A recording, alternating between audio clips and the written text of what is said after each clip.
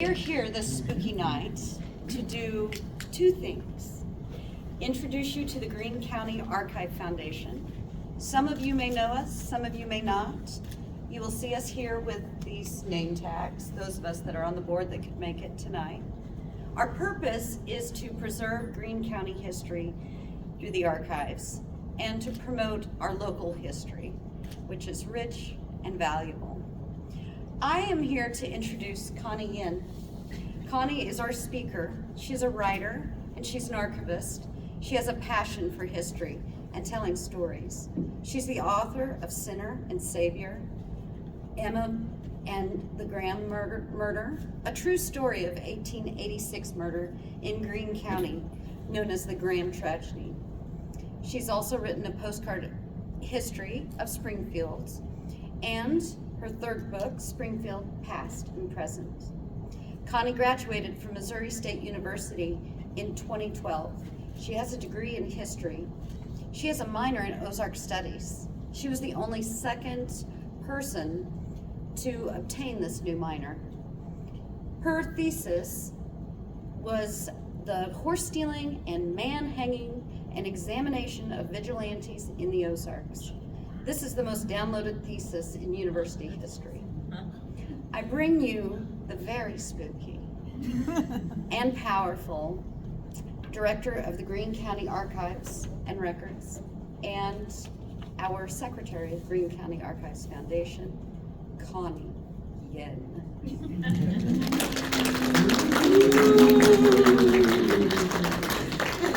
That was awesome. Well, thank you for coming, everyone. Do you all feel spooky? Do you feel spooked? I know I'm scary. Are you ready for murder? Everyone came here for murder. Okay, see if we can give you some. Murder in the archives. No one has actually died in the archives that I know of so far. But we have a lot of records of murder in the archives, starting in 1833 when the county was formed.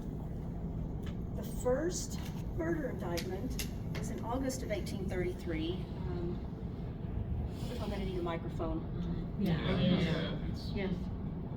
Okay, we'll see how loud I can talk. Oh, wow. I feel like I'm yelling. Does that work? Okay, yelling it is. So Greene County was formed in January 1833. By July 4th, we had our first murder when John Patterson, James Patterson, and James Cornelius allegedly hit William Fitzhugh on the head with a board, giving him a 5-inch gash that he died from just a few days later. All three men were indicted for murder. The sheriff tried to find them. His return said they could not be found in Greene County. That's not a big surprise. It wouldn't have been hard to hide in Greene County if you wanted to, since it covered the majority of southwest Missouri. So if you didn't want to be found, you wouldn't be found. Cornelius was finally apprehended in October of the following year. Coroner John Roberts was ordered to find guards to hang on to Cornelius until his court date. I guess office holders did double duty back then, coroner, prison jail guard, you know. He pleaded not guilty, of course, and the case was continued until the following April. There were a lot of people subpoenaed. Most of them could not be found. Again, not surprising. So when the court date came, the judge said, the circuit attorney said, never mind, I'm not going to continue to prosecute and let Cornelius go. William Fitzhugh was just as dead, but there were not very many witnesses, so he was released. The Patterson brothers were never found. So that's the story of the first murder case in Greene County. If you Google the first murder in Greene County, you're going to come up with the Charles Yancey, Judge Yancey murder of John Roberts in 1838, and the Randolph Britt murder of Jonathan Reno, but no, this was it. How about an axe murder? Should we dim the lights again? Amanda Wilson, also known as Mandy Wilson, and Amanda Collins.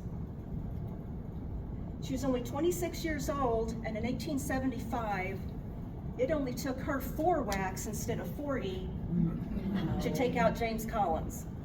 She wielded, plunged, and struck him on the back of the head 4 times with an axe that weighed 6 pounds, by the way.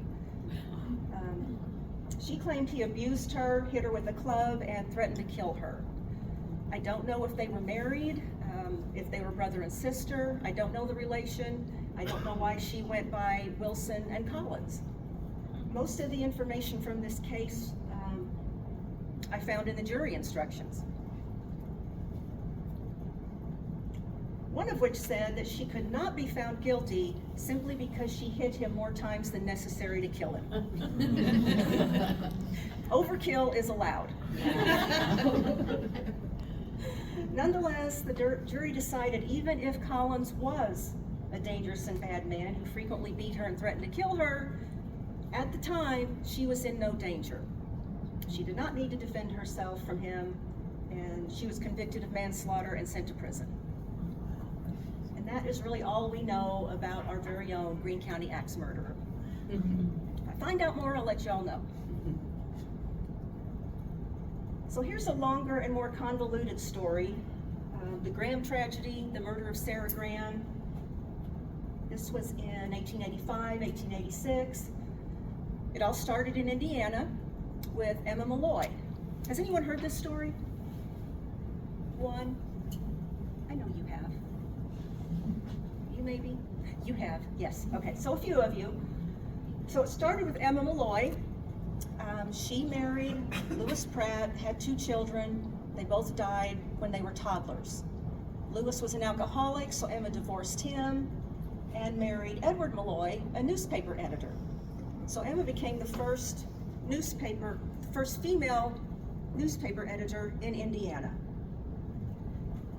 They had a son named Franklin in 1870, and that was the year Emma gave her first public speech.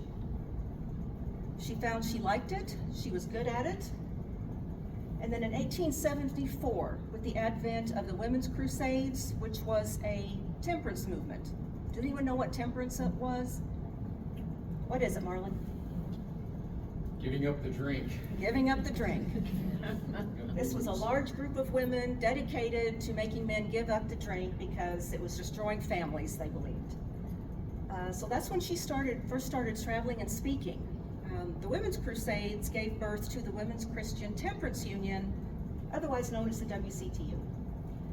So Edward and Emma ended up divorced in 1882. She charged him with cruelty. And what did he do that was so cruel? He moved his parents in with them. And that was cruel for Emma because they didn't like her. They thought she should stop traveling, stop speaking, and just stay home. Well, that wasn't Emma, wasn't going to happen. So they divorced, and she continued to travel and speak. Being twice divorced did not faze her at all. She just kept going. And as she was going, the WCTU Do Everything policy. They had their hands not just in the abolition of liquor, but healthcare, education,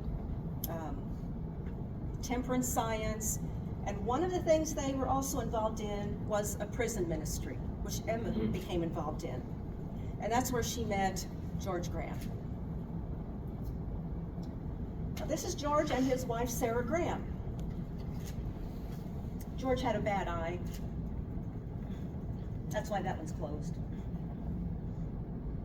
They married in 1871. George went to prison a couple of years later for grand larceny after stealing a horse. He got out, they remarried, and then he went back to prison for forgery. So he was released in 1880. This is about the time he met Emma, and she wanted to fix George. I suspect her first marriage that was to an alcoholic maybe set the stage for her wanting to do this. But in any case, she moved George and his family in with her, his wife and their 2 children, Charles and Roy. She decided to move to Kansas, where she had purchased a temperance newspaper, The Morning and Day of Reform. So she took the whole family with her and set George up to help run the paper. While they were in Kansas, George and Sarah separate. She goes back to Fort Wayne, Indiana with the kids. Meanwhile, Emma was invited by Judge James Baker to come to Springfield and give a speech on temperance at a congregational church. He liked her so much, he talked her into moving to this area. He even helped her buy a farm near Brookline. And George came with them to work as the farm manager. In addition to Emma, George and Sarah and their 2 kids, Emma Malloy had 3 foster daughters, Cora Lee, Emma Lee, and Etta Lee. So it was a large family. Oh, oops. This is Judge Baker. He was a big pro-temperance person, the one who talked Emma into moving here. Can everyone still hear me? And this is the Malloy farm. So Cora Lee, one of Emma's foster daughters, she was the oldest. She was about 22 at this time. The other 2 were still teenagers.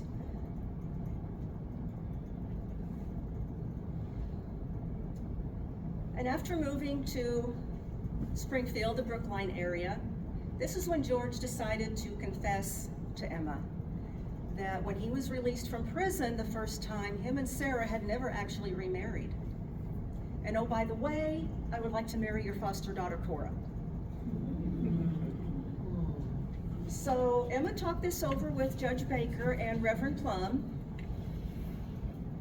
They realized that it wouldn't really be appropriate for George to be there at the farm with Emma gone all the time, just him and the 3 young girls there. So, and they decided that George and Sarah living together without being married did not really constitute a marriage, so she let them get married. That's their marriage certificate in July 1885. They were married in Springfield. The honeymoon didn't last long. Emma, of course, was gone, out traveling and speaking for temperance. John Potter, he lived in Brookline, had a shop there. He has mentioned to the Springfield Herald a month or 2 later that for months there had been an air of mystery around the Malloy place and its occupants. Letters began to arrive at Brookline, the post office, and were sent to the sheriff in Greene County. Sarah's sister Abigail and her father Marcus couldn't find her. So they knew she had come this direction, and they had not heard from her since. Well, George panicked as the sheriff and John Potter and all these people were coming around asking questions. He panicked, he forged some checks to get some money, and he skipped town. Emma heard about it, came back to rescue him again. She paid for the bad checks, talked the banks and the judge into not pressing charges. So he came home, went back to the farm, and Emma left again. But guess what? In January, Timothy Breese, Abigail's husband, charged George with bigamy. He was arrested, thrown in the Greene County jail. They had proof. Timothy and Abigail produced the marriage certificate from 1873 when George got out of prison the first time. George still refused to admit to the bigamy. Am I going too fast? It's all good? Okay. Reverend Plum wrote to Emma, said, "You need to get an attorney." And then on February 25th, Sarah's body was found in an old inactive well on the Malloy farm. So things had gone from bad to worse for George and for Emma. And then Abigail and Timothy Breese arrived in Springfield and had George, Cora, and Emma charged with murder. They were after all 3 of them.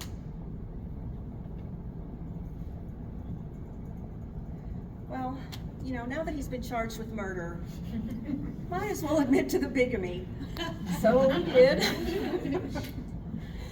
He claimed that the last time he saw Sarah was at Nichols Junction. I don't know if you all know where Nichols Junction is. Does anybody know? It's out. It used to be its own little town called Junction City or Nichols Junction. It is out Where the train tracks cross. where the train tracks meet near West Chestnut Expressway. Also near Estes Egg Hatchery, if that's a help to anyone. No? and that she blackmailed him and said, you give me money so I can take the train out west to stay with my brother, or I will tell everybody that you have committed bigamy. Well, then Emma arrives in Springfield and is promptly arrested.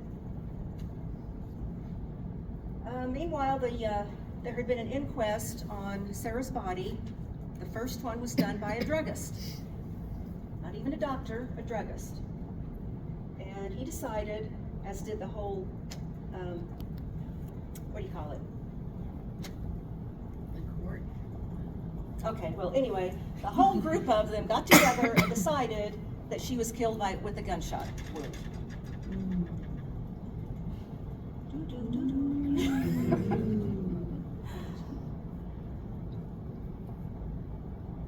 Emma was charged with bigamy before the fact and accessory to murder after the fact. They thought that she knew he had done it and covered for him. Cora was charged with accessory to murder because they believe she helped him. Meanwhile, Sarah was buried at Maple Park Cemetery.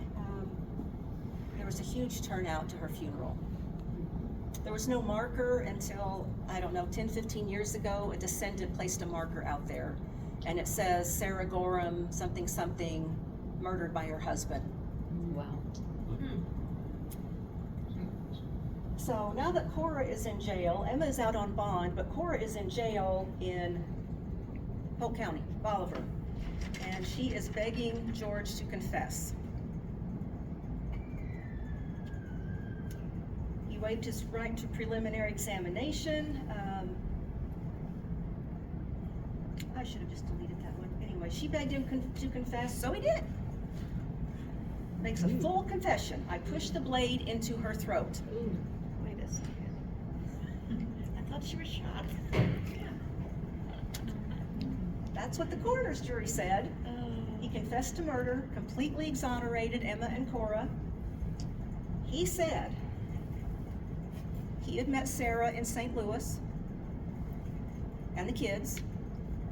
He tried to talk her out of coming back to Springfield with him, obviously. He did not need his two wives meeting.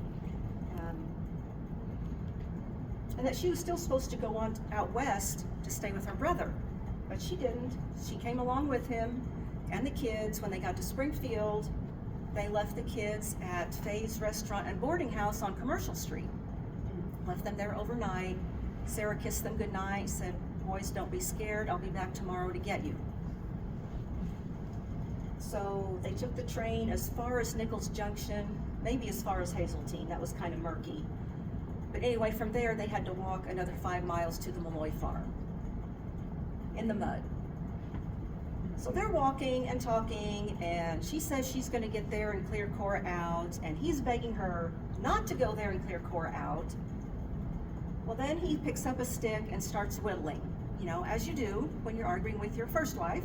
You start whittling. And Sarah also picked up a stick. Maybe she was concerned about his stick, I don't know. But he said she tried to hit him with that stick. He flung up his arm in self-defense and accidentally stabbed her in the throat with the knife. And since he had gone that far, he just went ahead and pushed it all the way in. So it was kind of an accident. Well, then it gets really nasty between Cora and Emma and George. He accused Cora of deserting him. He said if he had never met Cora and Emma, he wouldn't be in this predicament. It was all their fault. He talked about the affairs that he had with Emma and his smoldering love for her. These are all in letters that he sent to the newspaper. There was a lot of newspaper letters going on. Yeah, smoldering love. He said he had affairs with both of them and that his relationship with Emma continued until his marriage to Cora. Also, during his affair with Cora, before they were married, he said she got pregnant 3 times and had an abortion every time. And even George admitted this all sounded highly improbable, but that was his story and he stuck to it. So the preliminary examination for Cora and Emma began. He said he stabbed her. The coroner's report, the two doctors and the druggist, they still insisted that she had been shot. They found what appeared to be a bullet hole in her dress, and what could have been where a bullet struck her rib, but there was no exit wound. And by the way, when they found her in the well, she was naked. All of her clothes had been ripped off and flung everywhere.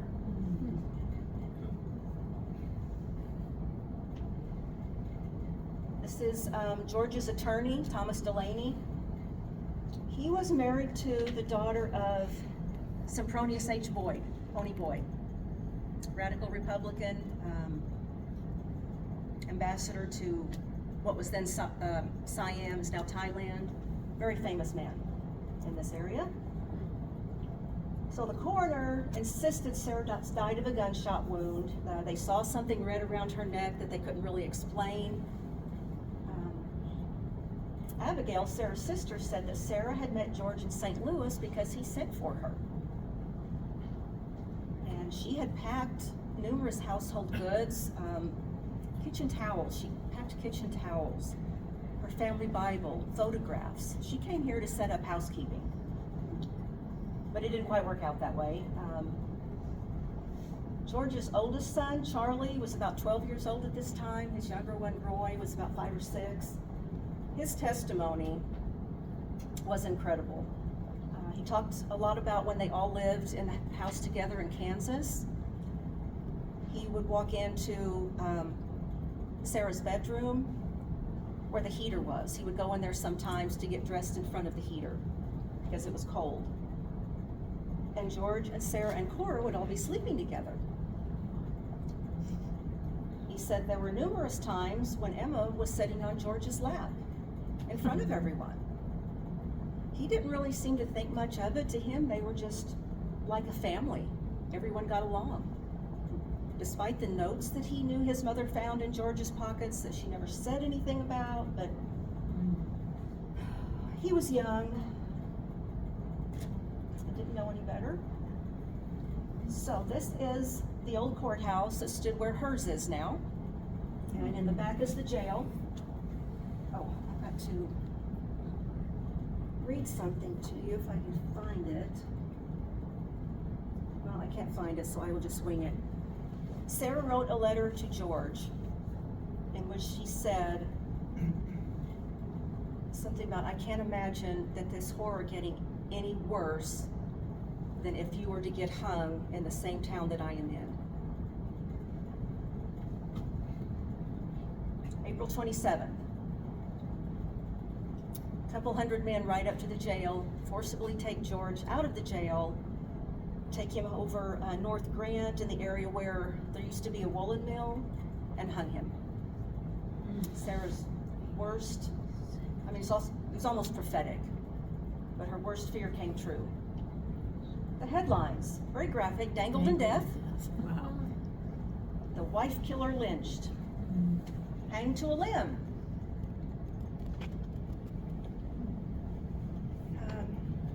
They were called regulators. That was a common term for vigilantes at the time. And they left a note pinned to, I can't remember his body or a tree, said, if you try to find us, you'll be sorry. So that was the end of George. George was an interesting character. He was very intelligent, very well read. He was a good writer, obviously very charming. And he caused nothing but trouble for the women who believed in him and tried to help him. Emma and Cora were both indicted. Emma made bond. Cora was still stuck in the Polk County Jail and later the Greene County Jail. In 1886, Emma was in Indiana visiting her son, and he drowned in a boating accident. So her grief was just being piled on. There was a rumor that she attempted suicide. She denied it.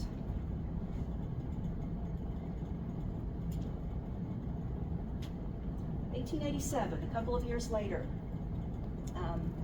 Emma's still doing temperance work, but only out west. She started spreading a rumor that Sarah was actually still alive and living in Wyoming.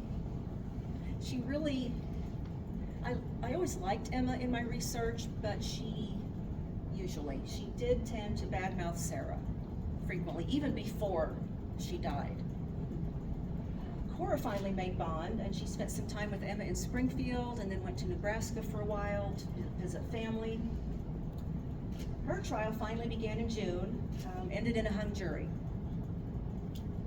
The case was moved to Christian County in January 1888, and she was found not guilty in the manner and form as charged. The prosecutor was not happy. He knew, for one thing, all the evidence was circumstantial. They didn't have any solid evidence of who might have done this. And he knew if he couldn't get a conviction against Cora, he couldn't get one against Emma because all the evidence was the same. It was exactly the same. So he just said, forget it. He dropped the charges against Emma. And with George gone, this is Emma. Doesn't she look like Julia Roberts? Shouldn't Julia Roberts play her in the movie? Right. Don't you think so? So what happened to Emma? She married her cousin, moved out to Port Townsend. He was like a third cousin or something. It wasn't, you know, whatever.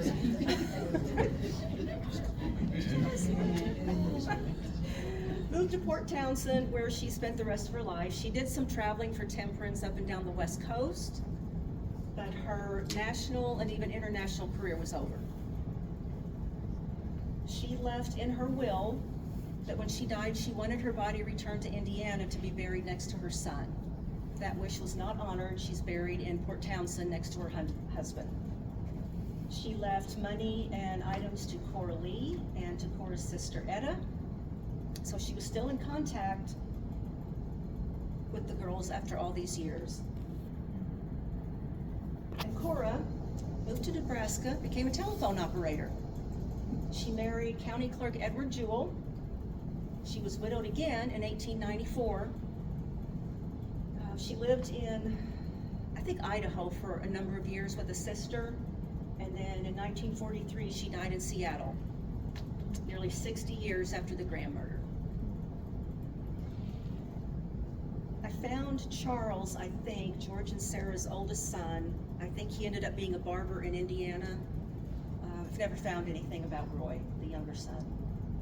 Does anyone have any questions about the Graham murder? There's a whole lot more that's not here in the presentation. So did she have all of her money from just who she married, or how was she able to? She made a, you mean Emma? Emma, She yeah. made a living traveling and speaking. Traveling, Mhm. speaking. Okay. Yes, Okay. that's how she did it. Yes, Does this all come from the archives? Maybe Yes. your research? the majority of it comes from the archives, some of it comes from newspapers, but we have the preliminary examination is 200 pages at the archives. Yes. I would think it would be uncommon to be married that many times Right. in the 1800s. And continue a career. Right? Absolutely. Yeah. She was not an ordinary woman, yes. I have a question about the regulators, the vigilantes. Mhm. Never found anything about them. Was there ever any connection or link maybe to, I guess, the ball knobbers or anything like that? No. Now, sometimes they were just random groups that popped up Yeah. to take care of what they considered a specific need, and then they dispersed. And that was it. And probably, well, I mean, if there really were 200 of them, like the newspaper said, sometimes they It's a big group. exaggerated. But, yeah, so if, no matter how many of them there were, a lot of people would have known who they were. Okay. Ready for a triple murder? Moving along in time. Dob Adams. This is another convoluted mess. Probably not as bad as the Graham murder, but how am I on time? Am I good? You're great. Okay. This is Newell Dob Adams and his wife Meta. June 18th, 1928. Okay, let me back up a little bit. Meta had left town. She said Dob had, for a long time, been a decent husband, life of the party, was good to her, and then a few months prior, he started changing.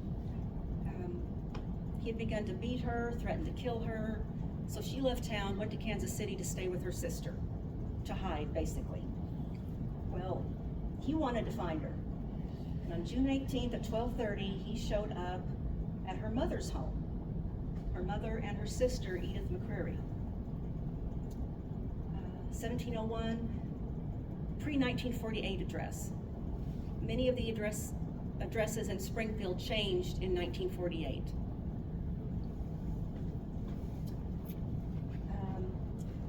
And he seemed to be in a good mood. He just asked, hey, y'all, do y'all want to buy any chickens? Grabbed some insurance papers and clothes and left in a taxi. That was it. Zella Sinclair, his first victim. She was a friend of his wife's. He took the taxi to her house, told her that a friend of theirs was in town and wanted to see her right away. She said, okay, let me change clothes, put on a different dress, and I'll go with you. She gets out to the cab, he gets out, gets in the back seat, makes her get in the front, and immediately starts asking her, where is my wife? She said she didn't know, so he hit her. They were already driving away by this time, and she begged Ray Wells, the taxi driver, to take her back home, but he had a gun to his head at this point, so he couldn't. He made them drive. They ended up several miles out North Grant, which at the time was way out in the country and farm country. And he made Wells stop, told him to get out of the car, you walk away, and don't look back. Well, he did look back, and he saw Adams dragging her out of the car and beating her the whole time, drug her to the side of the road into the woods, and he saw Zella get shot. He shot her in the abdomen, it went all the way through to her spine, and she was paralyzed. So he ran to the nearest farmhouse where Ralph Owen lived, called an ambulance, and then they both ran back to find Zella. Adams had gone. I guess when Wells got out of the taxi, he took the keys with him.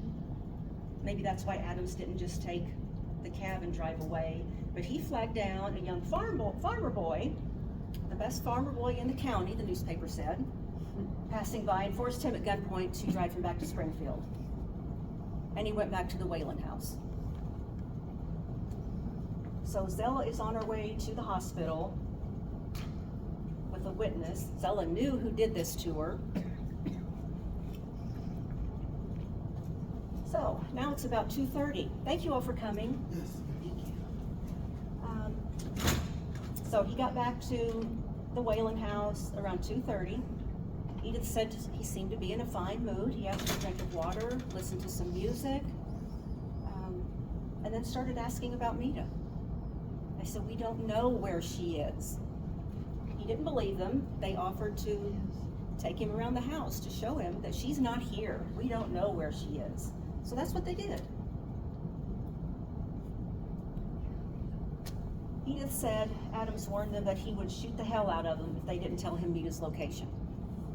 Of course, they were scared to death at this point because his mood had changed drastically.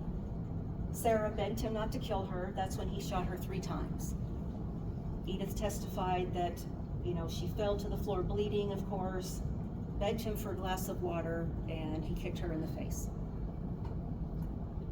Edith ran, locked herself in a closet. He told her to come out, promising not to hurt her. For whatever reason, she came out, and as she came out, he started dragging her and stabbed her 3 times as he knocked her down.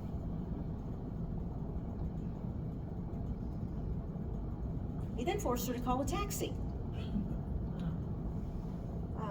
When the taxi finally arrived, he left.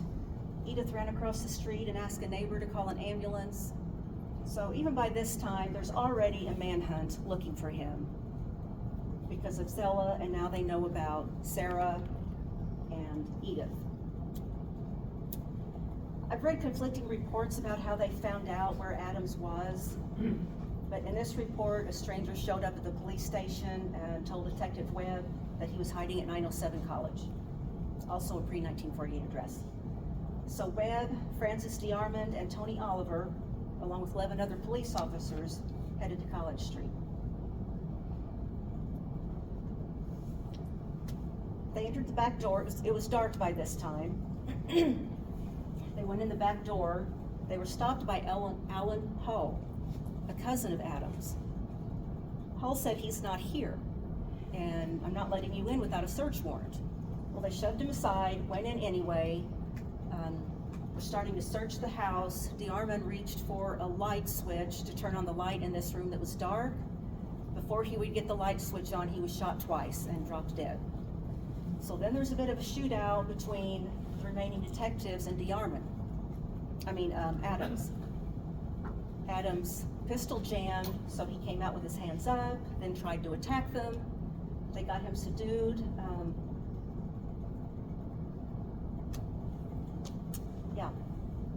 Got him subdued and headed to the city jail. So there's Adams' 3 victims. All of them still alive at this point. When they got to the police station, they couldn't stop there because there was already an angry mob who knew about the events, so they took them to the Greene County Jail instead. Well, that didn't work either. The mob found out and started to congregate at the county jail. So Sheriff Alfred Owen, fearing that the jail might be stormed any minute, along with Police Chief Pike, slipped Adams and Hull out the back of the jail into separate cars. Then they both started driving away, made their way through town, ended up on South Glenstone, at which point they realized there were a lot of cars following them. So, okay, now what are we gonna do? They stopped their cars, pulled over, and after a quick conversation, they handcuffed Adams and Hull together, and Owen took both of them and hid in the woods for a couple of hours. Pike took Owen's car, and the mob followed him all the way to Christian County. So Owens is hiding in the woods with these 2 criminals until about 2 a.m. when he finally finds the nearest farmhouse, knocks on the door, and he hides there for a while too. When they were eventually picked up, he had them taken to, that's not right, Christian County Jail in Forsyth. Adams and Hull had begged the sheriff to protect them. And then once they were safe, then Adams started to talk. He was not at all sorry that he had shot anyone. If his gun hadn't jammed, he would have killed more of the cops, he said. And in particular, he was happy that he had murdered DeArmond. Apparently DeArmond had arrested him some time back, and he told him, "That's the last time you're ever going to arrest me."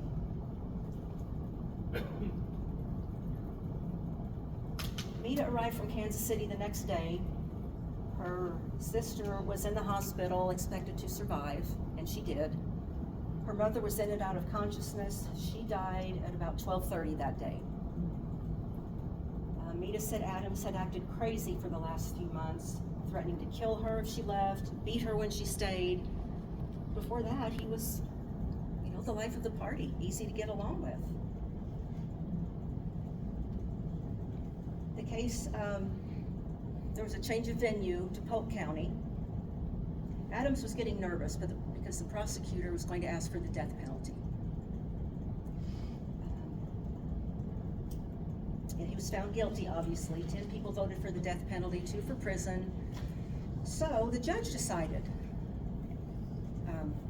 the outcome and scheduled his hanging for August of 1929. Of course, there was an appeal. And before the appeal came around, Zella died on August 11th. So 2 of his victims died. This was DeArmond and his family. They didn't have any children of their own, but they had adopted a niece. And she was a clerk at the Oberman factory on Boonville Street, garment factory.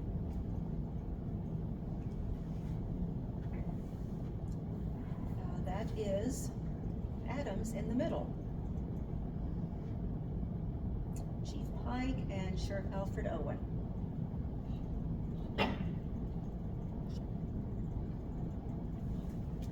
Well, Adams was found guilty again after trials, appeals. He was still sentenced to death. He was scheduled to hang at the end of September in Bolivar. But somehow, sometime, someone had brought in some kind of pills that were poison, and on September 9th, he committed suicide. He said he knew he deserved to die, but he didn't want the government to be the one that killed him.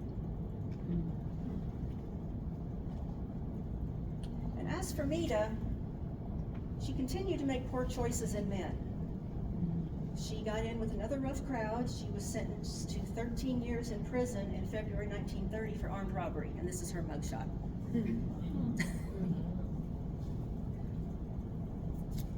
And October is Archives Month. Yes. I have a question about him. Did they ever figure out why he went berserk, or like They why had he a theory. changed? Yeah, what was the theory? The defense wanted to claim insanity. The jury didn't buy it. But there was a theory that he had what one newspaper article called cerebral syphilis.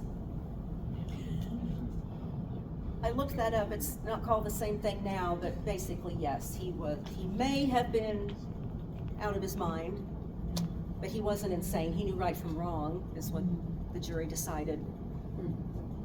But that also may explain why his behavior and attitude went downhill over the last few months. Yes? Just a long shot, but is that sheriff related to Mickey Owen, the later sheriff that we had in Greene County? No, I don't know. Does anyone know? Probably just a coincidence. That's a good question. Yes? I'm pretty sure that one of the officers that arrived, I think his name was Oliver. Tony Oliver. Mhm. Yeah, I think he was killed at the Young Brothers Massacre. Okay. 31. Okay. Well, and Ollie Crosswhite, who helped guard Adams during all the trials, he was another one. Yes. Any more questions about any murder? Where did the family members, like, did they, He had a lot of siblings. I mean, a lot, like maybe a dozen that any lived. traits like him? Presumably. His mother was still living. I don't think his father was. We have, let's see, we do have the records. They're sparse about the 1833 murder I mentioned. There's not much on the axe murder, but we've got what there is. The Graham case, we have a ton on the Graham case. And this one, we do have some records. There should be more in Polk County where the trial was held. But we have a lot of murder in the archives from the very beginning to, well, actually our records only go up to 2007, so never mind. From 1833 to 2007. Still a lot. It's still a lot, yes. So before North Springfield and Springfield became one, in your research, does it specify a lot of the time whether a murder took place in, let's say, North Springfield as opposed to what I call Springfield proper around the square, or is it just? Well, you know, it didn't in the axe murder case. Just curious. Yeah, that's a good question. It didn't in the axe murder, and it didn't. Let's see, when did they join? 87? Yeah, that sounds right. Okay, so so it wouldn't have been relevant in the Graham case. But I haven't actually noticed it saying that. Because the north side, they didn't have their own jail, did they? They didn't have a different sheriff. Of course, the sheriff would have been for the whole county, but They did have their own morgue though. really? That's interesting. They had their own morgue, Yes, did they you did. say? Where was it? 310 East Commercial Street next to Pizza House. Oh, wow. Wow. Good to know. Yeah. Do you have a question? Yes. You referenced the street changes in, what, 1948? Mhm. Okay, tell us something about that, because that's news to me. They were trying to, the street addresses were really wonky. You could have a 200 block here, a 500 block here. a 600 block, it was just all a mess from just things being added over the years. And they just decided to streamline it and make it make sense, put everything in line. And we have a big Sanborn map at work where you can look if you have, well, whichever address you have, the old or new, you can look in this map and find out the original address or the new address if you have the old one. All of these houses in the Adams case are still standing.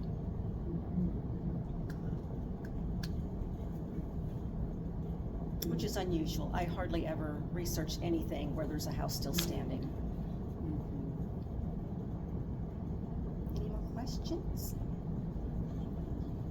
Yes. Did any of these cases make like national news? Emma's did. Emma's did. It was all over the US. Okay. Yes.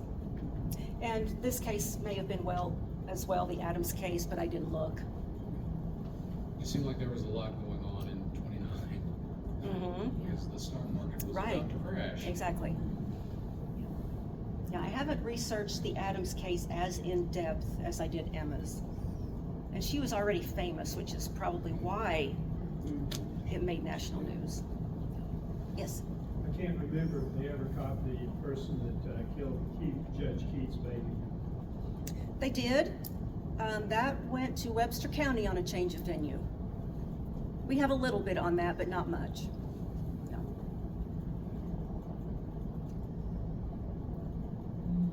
Were there very many unsolved murders, like at the turn of the century, you know, the first? Well, I don't know. I haven't researched that many. We do have a lot of murder cases. Of course, if it was unsolved, it wouldn't be in our circuit court cases. We would need to look in the coroner's records to find anyone who was murdered and see if it was solved. So yeah, that's something we haven't done. But that would be interesting. Were the coroner records, because I mean, from the Graham case, they weren't really sure, was she stabbed, was she shot? Right, and So, a druggist did the initial examination. A druggist who's doing the examination versus a coroner. Mm-hmm. And then later at Cora's trial, he said he didn't really remember that much about the examination he made. So, Right. Of course, it wasn't as scientific then as it would be now. But yeah, that's a good question. Just how helpful were they back then? I think actually that's still true today. There's not, from what I read one time in Missouri, at least in rural areas, there's not a real prerequisite to being a coroner. So you can elect somebody in the community or whatever.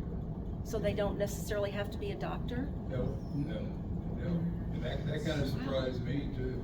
I'm sure here in Greene County, it's Mm-hmm. Yeah, he's a doctor. some prerequisites. Well. In a lot of areas you don't. That's kind of scary. It's really creepy. It is kind of scary.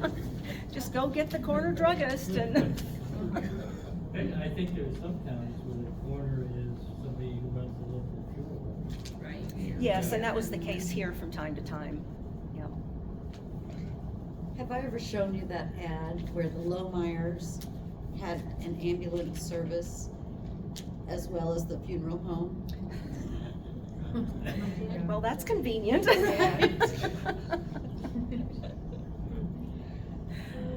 one-stop shop. Any more There was questions? something in the water, there were so many murders.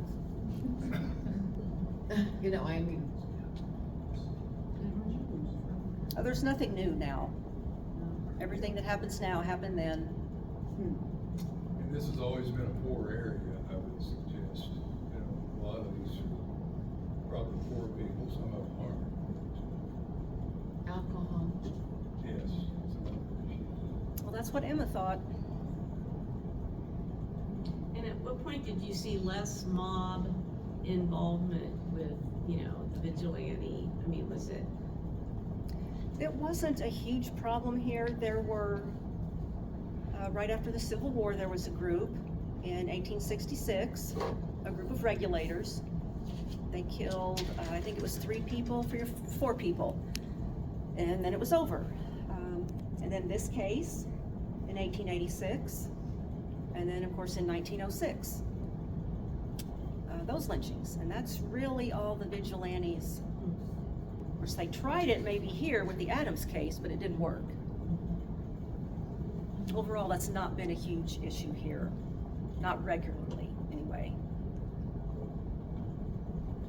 The houses that are still standing, in the case of the Adam tragedy, are they like shambles? Where are they at? I'm not telling. Everybody's gonna go look. There are nice families living there now. I'm not telling. Is there an obligation to put what happened there or something? Oh goodness, no. That might, Property value might do. right. Well, of course. Yeah. I have been warned against such things. There's so many secrets.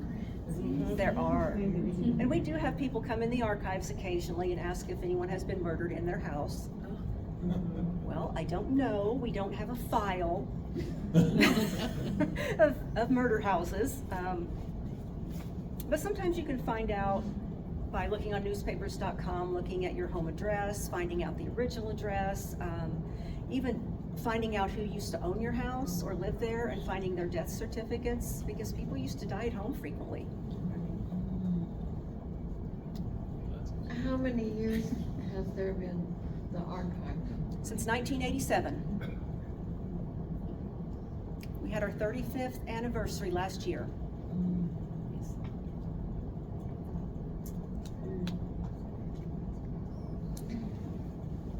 Well, let's give Connie a round of applause for her great research.